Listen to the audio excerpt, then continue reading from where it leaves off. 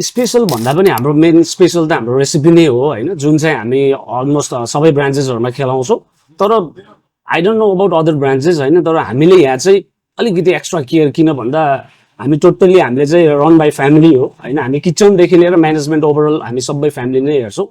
अब मेरो बुढी हैन, मेरो बुढीको अब मेरो साली मुही यहाँ भइसकिन्छ, हामी सबै मिलेर गरिरहेको छौँ। So I just want to say हैन, मेड विथ लभ भनौँ न, एउटा एक्स्ट्रा केयर गर्छौँ हामीले। पुरानो अलरेडी बिरयानीको मार्केट त पहिलेदेखि नै हुनुहुन्थ्यो हैन। अब हाम्रो अरू साथीहरूले पनि पहिलेदेखि नै गरिराख्नु भएको पनि छ, धेरै ठाउँहरूमा छ यहाँ बिरयानी हैन। त्यो नै देखेर तर मैले चाहिँ अलिकति एक्स्ट्रा चाहिँ खाना त सायद हैन, अब उहाँहरूको भन्दा मिठो नमिठो जे पनि होला हैन, तर पनि हामी still we are trying to give our best हैन। तर at the same time we are focused on service हैन। अलिकति एम्बियन्सहरूलाई पनि फिल अप गरेर अलिकति पारिवारिक वातावरणलाई चाहिँ मेन्टेन गरेर अगाडि बढाउँ भन्ने चाहिँ हाम्रो मान्यता हो।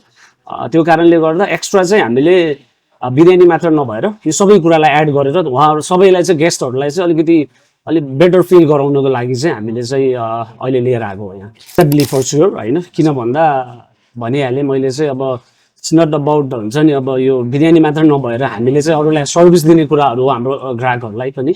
त्यो भएर अब जता बेटर हुन्छ, अब जस्तै अहिले हामी चाहिँ एउटा यो टुरिज्मको लागि चाहिँ अलिकति हामी लेक साइडमा फोकस छौँ हैन। हाम्रो नेपाली मात्र नभएर हाम्रो इन्डियन गेस्टहरू पनि हुनुहुन्छ धेरै मात्रामा।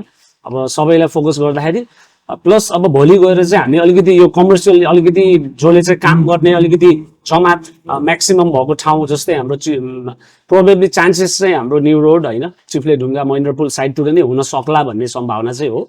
तर भोलिको कुरा भोलि नै हेरिन्छ हैन, कहाँ हुन्छ भनेर, तर चान्सेस चाहिँ म्याक्सिमम छ हजुर।